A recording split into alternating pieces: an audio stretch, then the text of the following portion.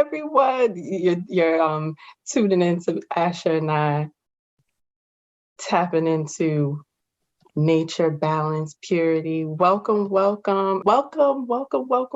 Thank you so much for attending the Energy Explorer Live series. My name is Makeda Boucaud, and I am an admissions coach here at iPEC. And today we have Asher Wright with us. Asher, thank you so much for joining today. My pleasure. So just a little bit about the Energy Explorer series. This is just an opportunity for coaches just to really kick back a little bit and talk a little bit about our journeys and really just get to the heart of what it means to be a certified professional coach. In one aspect, it can look like so many different things, but it's a journey. So I'm super excited to be talking to Asher today about his journey. Asher also went through the program of iPEC, and iPEC is all about raising consciousness, starting from one person. So you'll kind of get to hear Asher's journey and how he was that one person going through our program. And the Energy Explorer is just a chance for us just to connect and talk a little bit. So just some house rules, not rules, but you know how this live goes. Any questions, definitely drop it in the chat and I will make sure that I ask them. I want to start off a little bit with Asher and your bio. Can we do that? Please, thank you. Because this is so powerful, so I definitely want to give space for it. Asher is a retired U.S. Army veteran, co-founder of Life-Changing Wisdom Coach, and is now working on co-authoring the Demi-Divine book series, which is soon to be released. Asher invested the first 22 years of his adult life serving the U.S. military, and his next frontier is devoted to expanding people's subjective well-being through collecting stories and circulating life-changing wisdom. He loves outdoor sports, including snowboarding, scuba diving, and biking. He would love for you to know that the greatest discovery of my life is knowing that I get to make things up before they happen. I used to be lost under the shadow of approval from others or waiting to state what's real only after I have physical evidence to justify it to other people. Once I came to terms with the power of making things up and making them real was when my mind was truly liberated. You are not here to eliminate the doubts of other people who share their disbelief in you. Whether they do or not, your disbelief is the only thing that counts against you.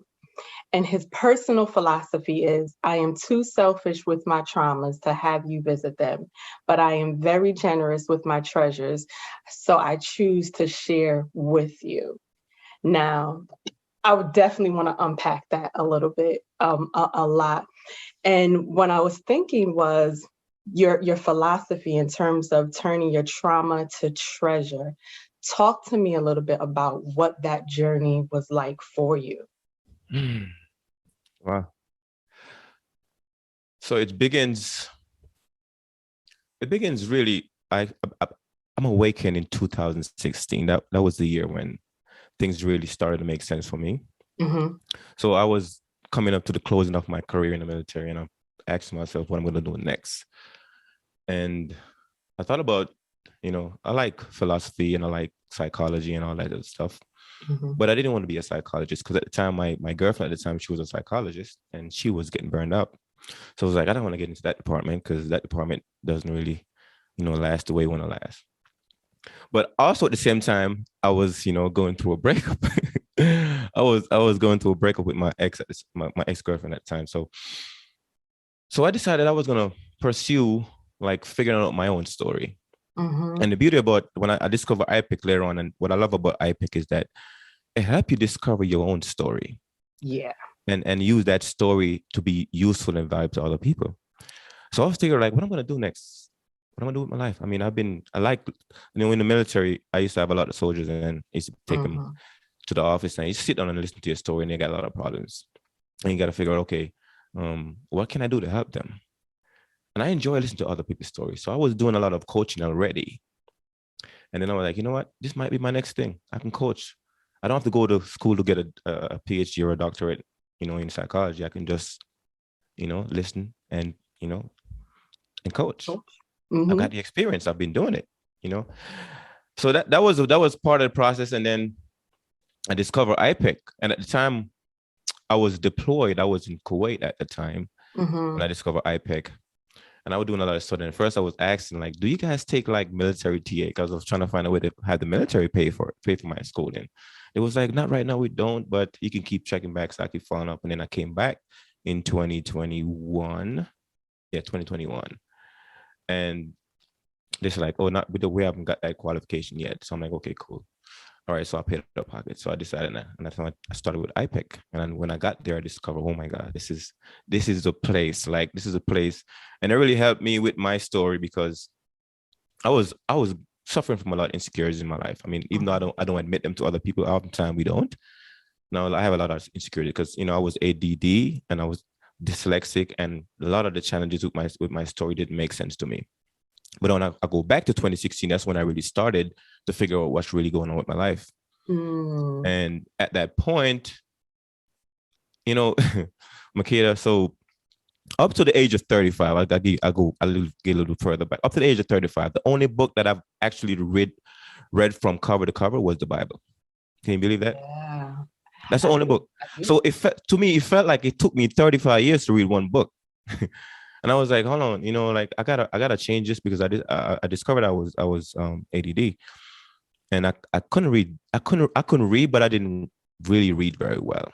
And I set a challenge. I said, Asher, you gotta overcome this. So I set a challenge. I'm gonna read 100 books in 1 year. So then I started that process. Then I discovered Audible. And I'm like, you know what? I can actually knock this out even sooner because I started enjoying listening to books now. So I'm gonna listen to a lot of books. So then I started that process and I finished that. I'm like, you know what? If I can do this in 1 year, then I can do 1,000 books in 10 years. Yeah. Because they say you underestimate what you can do in 10 years, but you overestimate what you do in a year. And then I was going after that process, like, I gotta find my own story. And that's when I discovered that I can find my own story through other people, because other people have the same experience and they're written down in books. All I gotta do is go discover it. So that's a kind of like a little quick intro into my past, discovering my own story. So you talked about, and this is a safe space, right? But you talked about insecurities and challenges that you had. And then even with your ADHD. So how do you go from having this awareness of these are my challenges, but then there's goals that you end up wanting to have? So even something like reading 1,000 books, how do you navigate between knowing that you have some challenges, but then going forward and accomplishing what you set out? So part of the insecurities is that I never used to, like, I don't really finish what I've started. Okay. I had one of those challenges, with you start something but you don't finish it, because with ADD brain, you're kind of like all over the place. And organization and structure is something that will help with. Well, the military helped me with that. But when it comes to something in my personal life, I was all over the place as well. So I start something and then I get bored and I go to something else.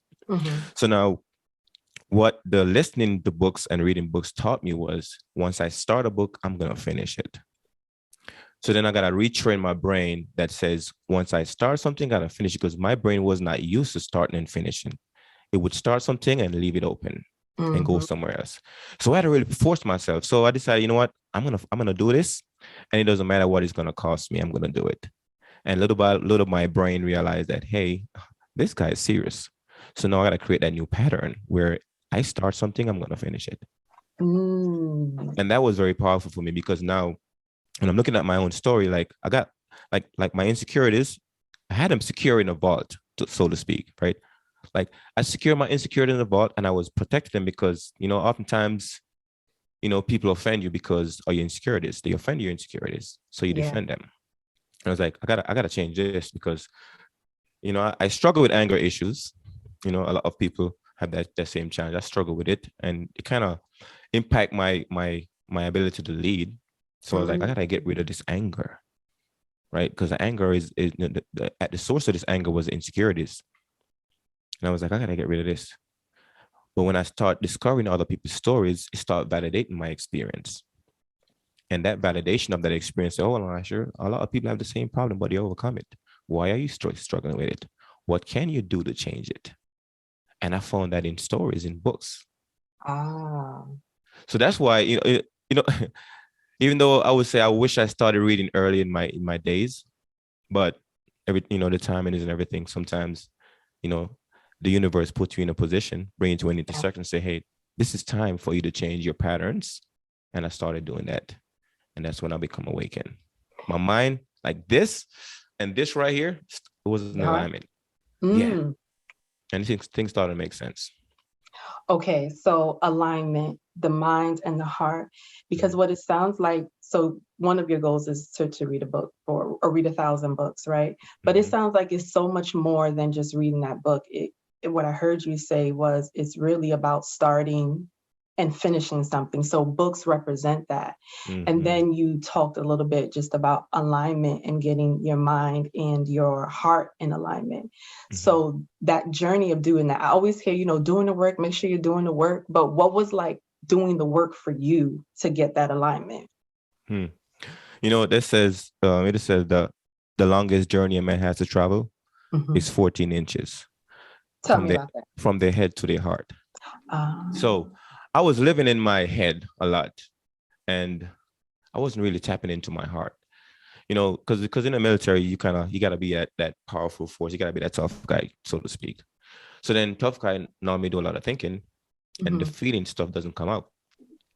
So when I really get into iPEC, I'm telling you, like the real experience for me, the real breakthrough happened for me when we had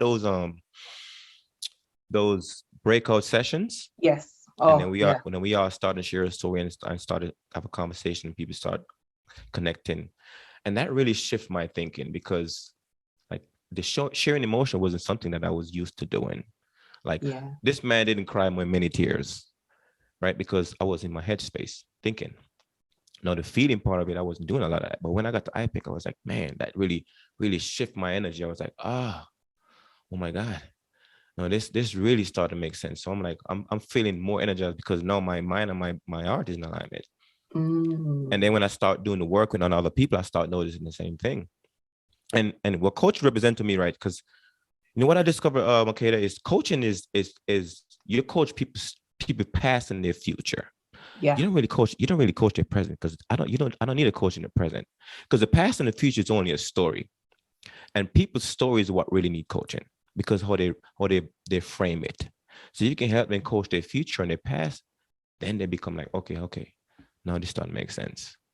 And that's what it was to me. I discovered that in iPEC. I'm like, it's all about the story. It's all about what we tell ourselves. Oh my God. Yeah. So is it possible, just staying there for a second, where when you're reframing what you're telling yourself about the past, is it a way to honor it still, your past? Because that's where all the treasures are at. Like right now, I'm 42 years old, right? So you take a 20-year-old guy and you start having a conversation with a 20-year-old guy. I have 20 years of experience on this guy. Most likely, he's probably going to travel some of the same path, follow some of the same patterns, and he's going to have doubts about whether or not he's capable of doing those things. Yeah. But my example is saying that, hey, I've thought the same thought. I've felt the same feeling. I've taken some of the same action. And this is what the result's going to look like. For me, might be a little bit different for you, but if you follow this, it might look this way. So now you have a vision of the future. That 20-year have a vision of the future. So you no longer have that fear about what the future is going to look like. So as a person that's having experiences, collecting experiences over time, then I can always share those with other people. Like, hey, the future might look a little bit this way to you. You might awfulize your future because of the experience you've had in the past. Yeah. Like you make, we talk about the Gale in iPEC. I love that acronym, you make assumption about the future, or you have some kind of interpretation about your experience, and you predict it's going to be a certain way. And oftentimes you do based on your prediction, but you can always predict it differently. Yes, Gales, and just to pause real quickly, the Gales are Mhm, the gremlins that we have, the mhm, assumptions, the limited beliefs, and the mhm, interpretations that we have about life. So mhm. it's really leaning into those things. Yeah. And like my gremlin when I went to iPEC was because I couldn't read well. That was my story I was telling myself. I couldn't Yeah. read well. So I wasn't literate enough. That was my gremlin. I wasn't literate enough. I Mm, wasn't literate enough. So because of that, I never used to, when I write, I never used to share with anybody else because my grammar was all messed up. I never really share with anybody else. But then when I realized that, hold on, right? Some of the best authors that I love, they got editors. And editors, if you understand music, right? The great musician, they're great because of their producers. And they have a yes. really good producer, the music is great. If you have a great editor, your writing is great, right? So I discovered I'm like, hold on, like these guys they got the cheat code. And I was over here struggling, feeling like, oh, like I'm not good enough to write because I didn't learn all the rules of the English language. But then I discovered that these guys, some of them didn't know it as well either. They got editors that was pretty good at that process and helped them to figure out, their weaknesses. So then I was like, you know what? I'm gonna turn my traumas into treasure, my disability into unique abilities, Mm, because whatever my disorder is, I think a disorder or disability, it's a unique ability because now yeah. somebody's going to be going through that same process. And 20-year-old guy going through the same process. And the thing that I thought about disability, he's thinking the same thing too, or he or Yeah. she. And I'm like, hey, it might seem like, so no, for me as a disability, it becomes a unique ability because I get to share with other people. And that's how your story become powerful with other people because they're going to go through the same patterns. And you can like, hey, this pattern is going to lead you to this destination. So Yeah. therefore, you can make a change and now become valuable to them. Yeah, yeah. So it really sheds light to when you talk about, just your experience with iPEC, but also it sounds like in coaching too is Mhm. that rather than holding it in, Mm. you're creating space to share. And in that sharing, you're finding strength in your story, in your trauma, to turn it into something that is really powerful and empowering. And it not only propels you forward, but Mhm. it does something for someone else as well. 100%. So I decided I'm going to open my vault of my insecurities because they are Mm. locked up in there. I'm going to put them on auction. I'm going to share them with the world. And I'm like, because if I don't have any insecurities to protect, then I'm free. Then you're free. Then Yes. I'm free. And that's the freedom we all need because you think that you're somebody going to use the insecurities against you Yes. when it was a gift to the universe. Because this is just my philosophy. I felt like the body is designed to trap energy, right? It's designed to trap energy. It's designed to trap feelings, Mm. right? Experiences, like we're to experience things. So now certain energies you might consider as trauma. Yeah. But those energy you can only get in one place, which is in this body. Because I'm a spiritual person, Hmm. and I just feel like once you exit this body, you go to a place I would call it the bliss world. One feeling, which is love, right? Based on what other people validate based on their other experiences. So if in this body I get to trap energy, multiple variation of energy, and I get to share them with other people, then those are valuable experiences because I Yeah. only get them here in this body. So you might have an experience and you feel insecure about it because you might think nobody else have it, but a lot of people have it. And I'm Yeah. discovering that to all the books I've been listening to and reading. A Yeah. lot of people have the same experience. So then how do you look at your own experience and value it? Because your story is valuable. And if you have the courage to share them with other people, you'll find out that they value them as well because you're having fears Yeah. about what their story is going to turn into. And you say, hold on, I've experienced that and I survived it. So therefore, you can survive it too if you believe in yourself. Yeah. One a student that's going through the program shared with me in terms of her experience where Mhm. you go through this program and you're going to get all like the professional skills and learning coaching, but we undervalue how much if we lean into this process, meaning if we bring ourselves, bring in our traumas, our insecurities, also our strengths as well, Mhm. how much we can really benefit from it. And you use the word validating and validating your experience earlier. And that's a coaching skill where acknowledging and validating. So now you're in a space where you're leaning in fully and not thinking of what anyone else is thinking about your experience, not judging your own experience. And then you're getting acknowledged and validated. When you went through that, what did that feel like?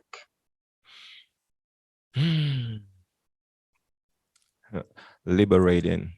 Yeah. I feel a sense of relief when I stop looking at my story as something that's holding me back versus something that's going to propel me forward. Because, I mean, we can only tell our stories. I mean, really, like your evidence is in your experience. Yeah. And once you look back at your own experience, you realize that that's what you're here to share with other people. And I realized that for me, hiding them from the world, I was disempowering myself. But when I decided I'm going to share them with the world, I find my empowerment there because I value my story.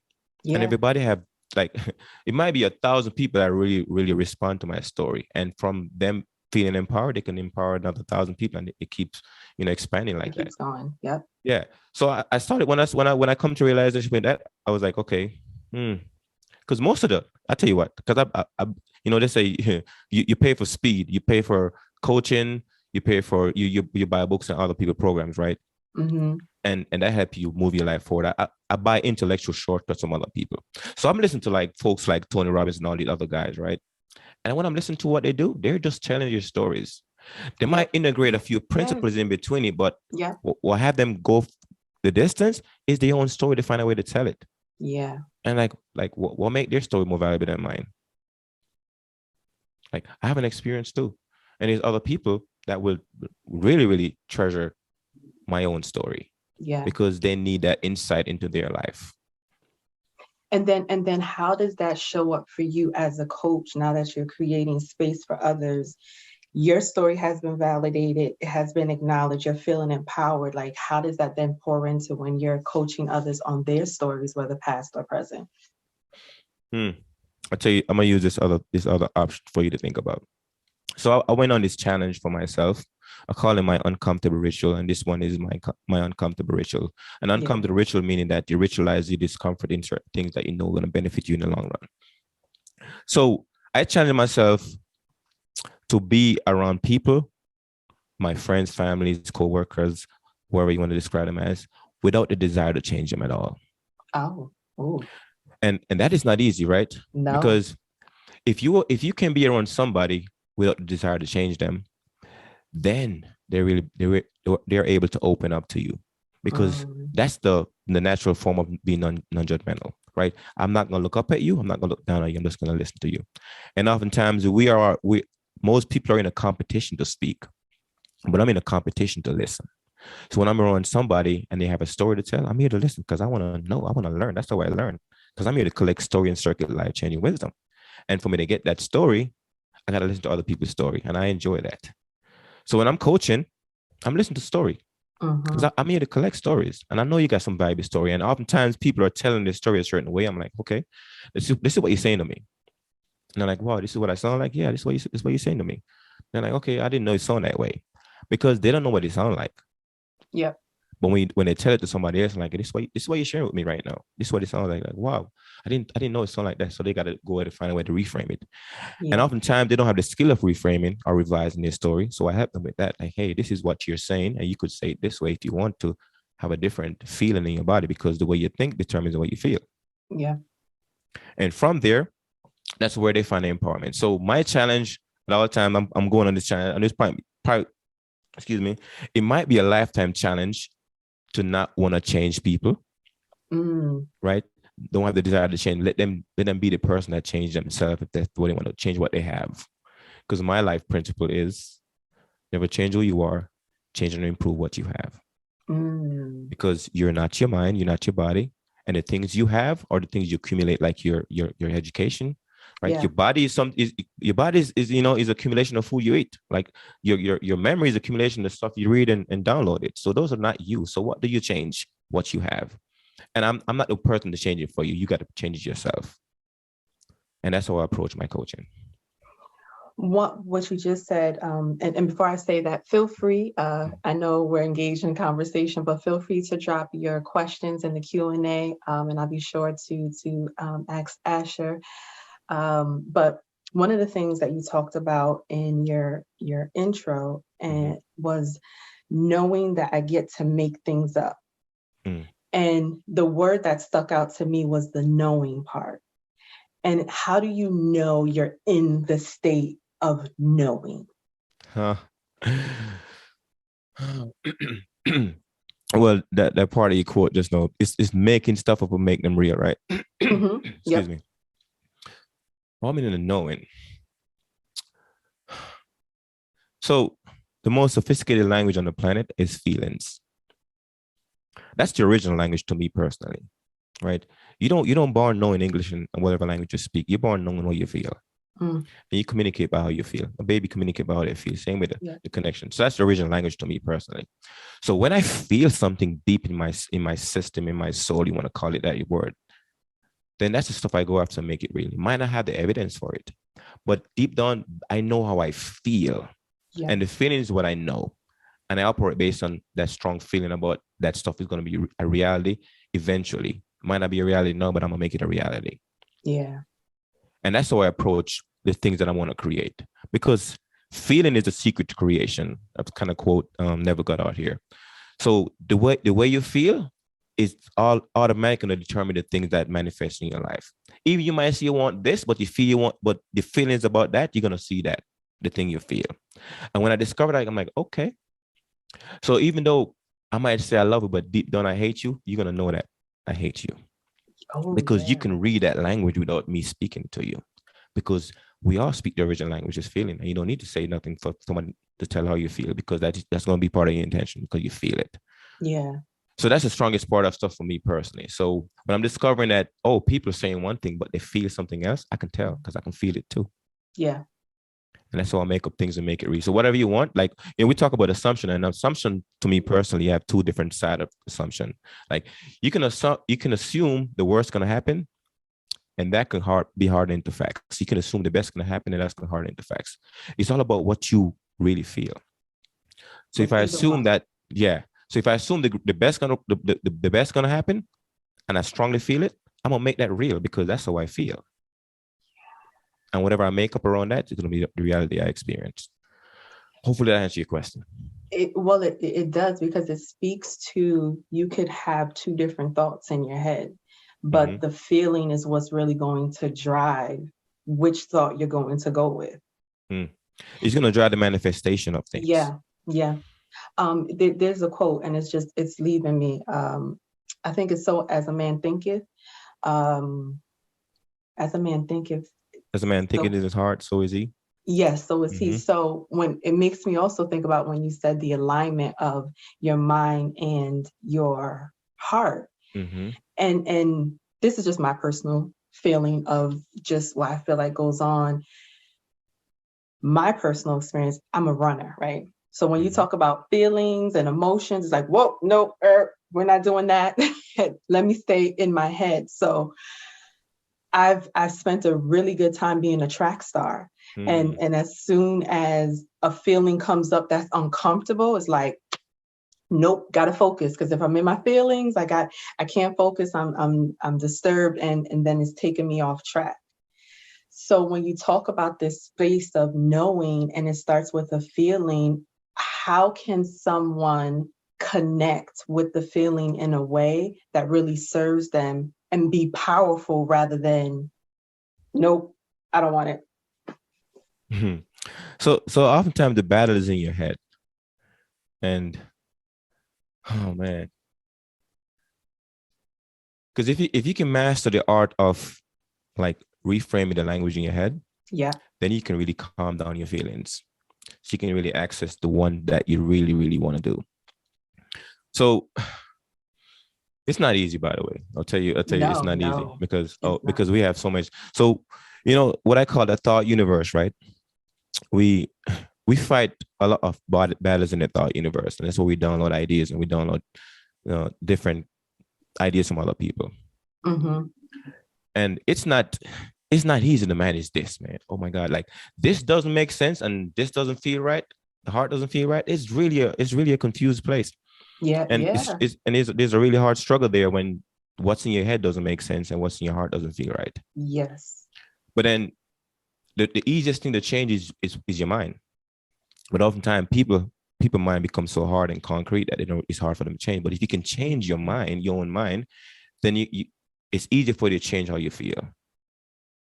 Right. Yeah. So that's why they kind of teach, like, you got to start with how you think affects how you feel, because if you can manage the thought piece, you can easily change how you feel. I mean, you can do things in your body and you change your feeling, but it's a lot of doing. But if you can manage the thought process. So I people say, some people kind of write off affirmation, but here's my piece when it comes to affirmation. Like I create the language. Like one of my other favorite quotes is by Desmond Tutu, and it says, language is very powerful. Language does not just describe reality. Language create the reality it describes. So when early in my days, when I wasn't doing a lot of reading and listening to a lot of books, I didn't have the kind of language to describe my reality. Yes. I didn't have a lot of language. So you can only think from what you understand. The limited language I have was the words I was using to kind of validate my experience and so forth. But then I started downloading languages to help me describe my reality. Yeah. And once I start describing my reality differently than I used to, now it changed the way I feel, because now the reality around me that I'm experiencing, I have been using different language to make it look a little different. So once I get the language, and I use the language to create more call it anabolic thoughts, then now my experience is a little different. And once my experience is a little different, I feel differently. And once I can balance the two, no, I'm feeling a little better. Now I can vision a future that's more bright. Because oftentimes what people look at the world, some people see the world as a beautiful place, a dangerous place, an awful place, and so forth. And how you see the world determines some of the kind of thoughts you download. Yeah. Mm-hmm. And the energy behind those thoughts. Yes. And a lot of our thoughts. So if we are between two spaces in our head, just between two different thoughts, sometimes the energy behind that self-defeating talk is a lot heavier. But what it sounds like you're saying, if you learn to reframe what you're telling yourself, and when you say anabolic, the higher energy, and start feeding that, then that helps with reframing how you're seeing what's happening or happened, or even the future. Yeah. And it almost sounds like doing that in a very present way, of looking at your past, envisioning your future, and then deciding presently now, what choice do you want to make in this moment? Perfect. That's it. Because, you mentioned decision and choices, and those two words, I use them together, because so choices is a future option. You choose, right? And decision is more past. So decision for me means you kill off the alternative. And oftentimes the reason why people can't move forward, because they don't want to decide to kill something off and leave behind. So they want to take the past with them. And oftentimes some things in the past you can't go in the future with. You gotta leave it behind. And the decision to kill off some of those alternatives, some of those past, some of those baggages, the luggage you're carrying, the traumas you have, you want to leave some of those behind. You can't leave them because you don't want to kill them off. And then you got to choose the destination you want to get to. And without that, you're going to stuck in the same place. And that's what happened to a lot of people. That's why they feel stuck and overwhelmed, because they're overwhelmed with the past and the future they want. And they feel like, oh my God, I can't have both. Yeah. Yes. And then certain state of consciousness requires you to have certain kind of energy to get there. Yes. And if you don't change that, if you don't decide to leave some of that behind, then you won't make the choice to go forward in the future. And that's hard for a lot of people. Yeah, and this makes me think of a conversation that I had recently, actually.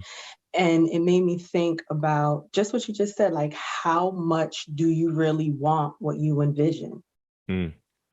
And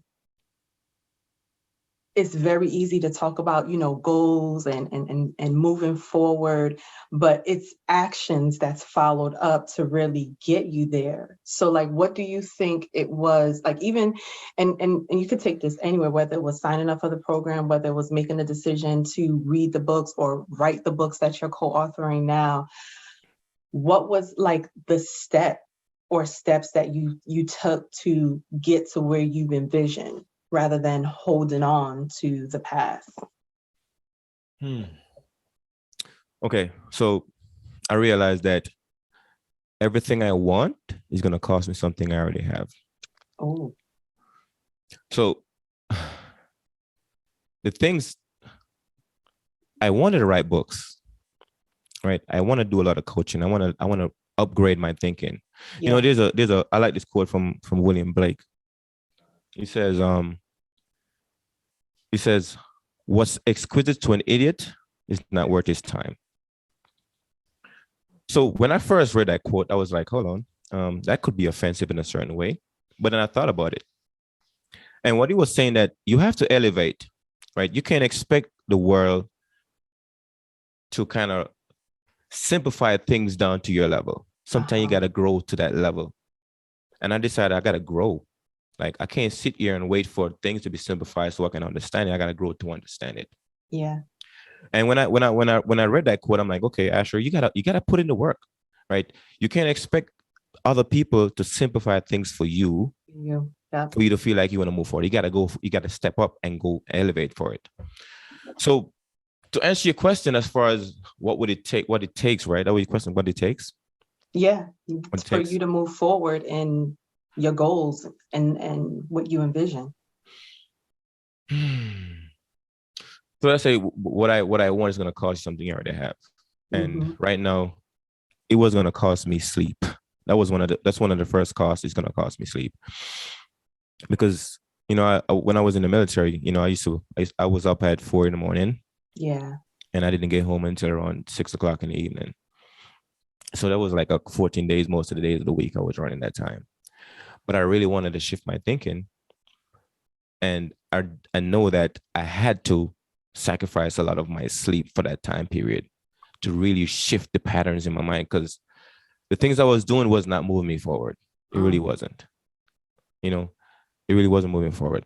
So I had to go back and figure, okay, it's going to be uncomfortable, but I'm going to ritualize this discomfort of reading a lot of books, listen to other people's story, and sit there because, you know, also when I decided, I was like, you know, the first year I decided I was going to read a lot of books. I also set this challenge. I want to speak 50% less than I speak the year before. And that was like going 6 months without talking. Yeah. That's the equivalent. So I was doing a lot of that. I started realizing, oh, Asher, like you was just like these guys, just talking just to talk. Like I'm here to listen. I'm in a competition to listen now. So unless you ask me a question, I'm just going to listen. You ask me a question, I'm going to share. I'm gonna express what I think and feel. But other than that, I'm just going to listen. And I really shift my thinking, because I realized that, oh my God, like a lot of people don't listen. They like to talk, to say, speak. And oftentimes you don't get to understand what everybody else is thinking, because you're doing most of the talking. And I had to sacrifice. That's very discomforting for me at the time, because I asked a lot of questions. I talk because I want to stand up for what I believe in. Yeah. And that wasn't helpful, because, you know, I wasn't learning much because I was doing a lot of talking. Shift, sacrifice, and what would you say you knew you were on the path you needed to be? Like, what was that feeling like? You talked about liberating before, but when you knew these shifts and the reframing that you did, the work that you were putting in to learn and grow, what did it feel like when you knew, like, yep, I'm on the right path?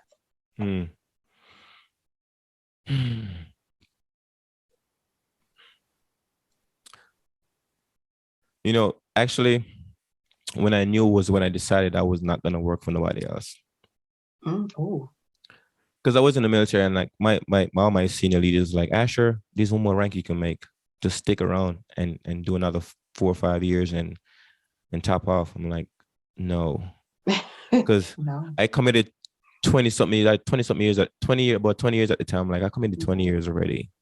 If I gotta give them another 4 or 5 years, I mean, I don't think I can do it, because I was awakened, like spiritually and all the other ways I was awakened. So what I call, which is like the 4 pillars of my coaching program right now, I call it mental intercourse, spiritual intercourse, physical intercourse, and social intercourse. Yeah. So I was starting to have a really amazing mental intercourse with myself.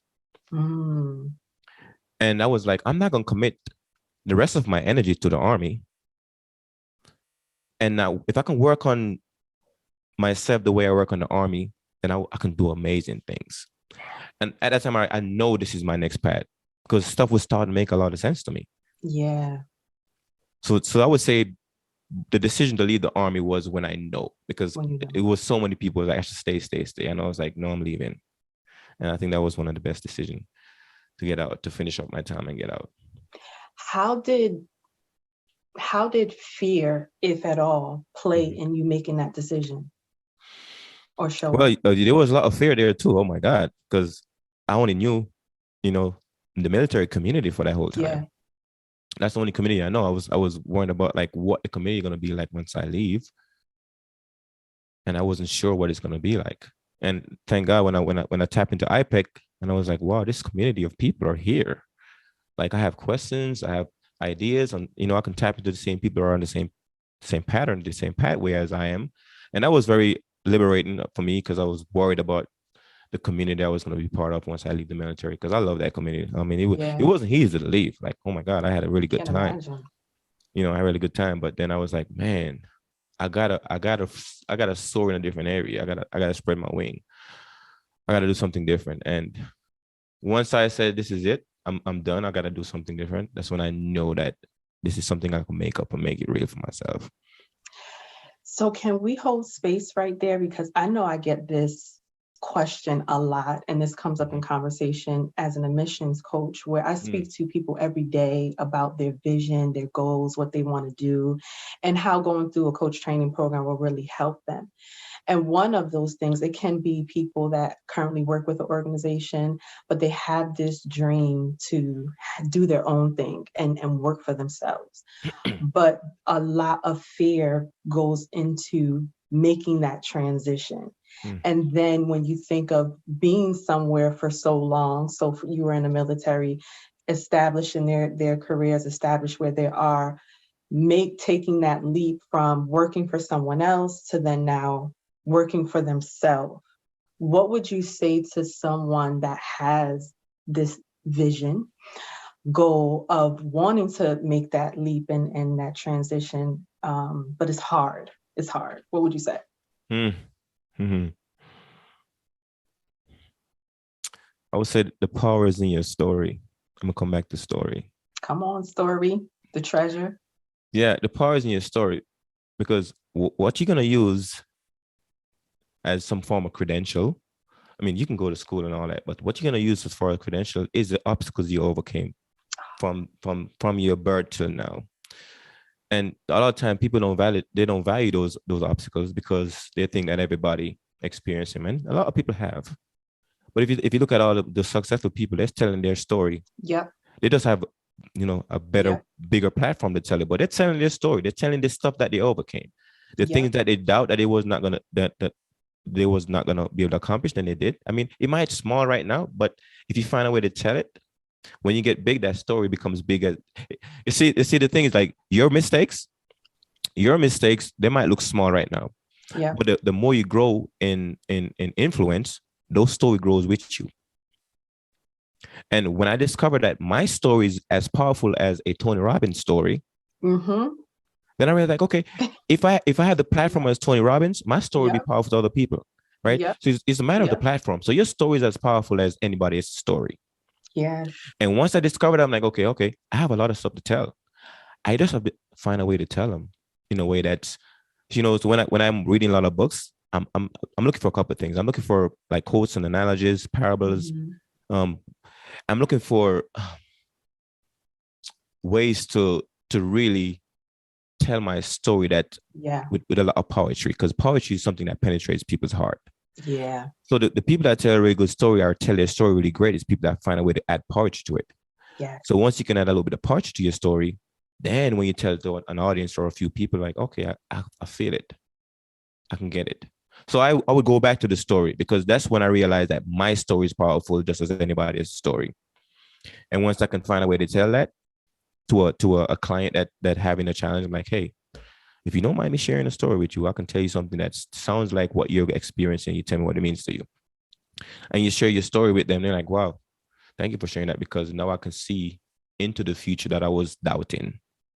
So I would go back to story. So what I did was like after I retired from the military, I spent like 5 months, and I would sit back because I had memory problem. I wasn't remembering my story. So I started asking my families, like, hey, what about this? What about that? And they started sharing, remind me of some of the stuff in my past. And I was looking at my stories a little bit differently and extracting the wisdom from it that I'm going to use. So you got to go back and study your own story and find a way to reframe it and tell it powerfully to other people with a lot more poetry. So that's what I would say. And when you said go back to your story and you started talking about challenges, using your word, but it's also coaching skill reframing, where rather than the challenges are holding you back, it becomes stepping stones. And I when I think about my experience with iPEC, it really created a space for me to pause and stop running and think about what the story I've been telling myself and find a way to honor my story to empower me to go forward. And then with that, using your word, finding the alignment and making sure that I'm showing up in a way that is in service of me and aligns, like, with my core values and things of that nature. So what you're saying is very much resonating when you're making any type of decision to really move you forward rather than holding you back, is going back into your story and finding the treasures in them. Yes. I mean, there's no other places to go. Yeah, but within. Yeah. So you can read a lot. You can read a lot of books. I read a lot of books, and everything I'm listening to, I'm coming back. I'm noticing all these people telling their own story. Yep, that's it. They just have very powerful words of telling them. Yeah. So then when people say, "Hey, your story is valuable," a lot of people are like, "No, it's not." Right? But I'm telling you, like my past, like the way I grew up, because I grew up in Jamaica. Yes. I started, I left it when I was 18, almost 19. I got to the United States. I got to the state of Connecticut. When I got there, I'm like, wow, I left Jamaica for this. I mean, even though Connecticut is a nice and beautiful place, but it didn't have the kind of outdoor exploring look for me. So I was like, I had to get away from here. So I joined the military. Like 4 months after I got to the state, I signed up for the military. 8 months later, I was in training.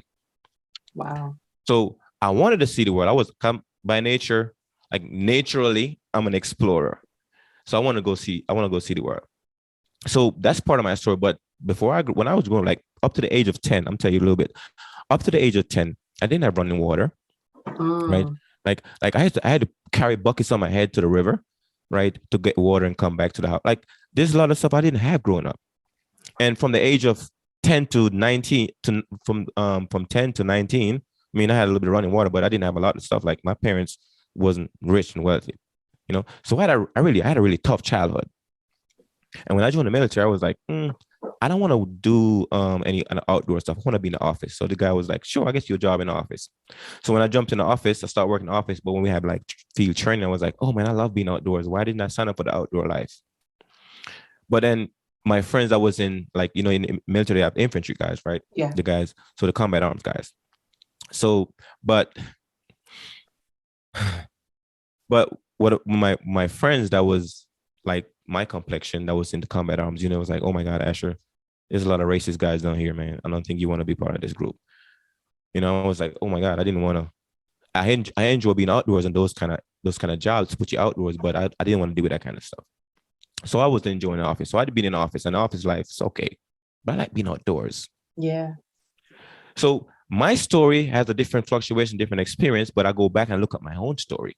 No, I'm going to tell that story. Like the people that was part of it, they gave me that story. And this is not like a revenge on some of the people that was part of the story that might not experience this, as beautiful as I did, or I might have caused them a lot of pain. But I'm going to tell those stories. Like I was granted those stories. I'm going to use those stories in a different way to tell them, to help other people look at life differently, because that's all we're here to do. Share the experience, collect the experience, share it, empower other people so they can share their own story. Because when you share your own story, that's when you feel powerful. When you hide your story, that's when you feel disempowered. Yeah. And everything that you have that you think is going to be used against you to disempower you, you're disempowering yourself. Yep. So I opened the vault. Open about And all the insecurities, they're coming out. Now they become treasures. treasures. They're treasures. I'm share them with the world. I'm empower other people to share their own stories. And then once you start sharing your own story, that's when you feel like you can make a difference in the world. Yeah. Yep. It's really awesome to hear. And I just want to share something. Carol, thank you so much for your comment. She says she's thoroughly enjoying your story. She's also a fellow graduate. So, hey. Hey, Carol. But she says, your story gives me a new energy from my journey. So thank you for sharing. So I wanted to make sure I gave space for that. But it's really powerful to hear how you said the first book you read was the Bible, and the Bible is full of stories. It's full of people's experiences, from a religious and spiritual sense, but it really brings full circle how stories show up and resonate for you, and your ability to really tap into your own and find the treasures, and then creating space for others, whether it's a coaching capacity, whether it's just when they interact with you with everyday life, really giving people the space to show up fully, and it's okay. And it's okay. So some of the words that you use were like liberating, liberated, free, shift. But in this moment, as you shared your story, how do you feel? Wow, I feel relieved. That would be the biggest feeling, I would say, because every time I express, I feel like the weight gets a little lighter. Yeah. Because the things that I'm carrying that I feel like other people needs to hear, needs to know, and the more I keep them in, the heavy they get. Yes. So the more I share them, the lighter I get.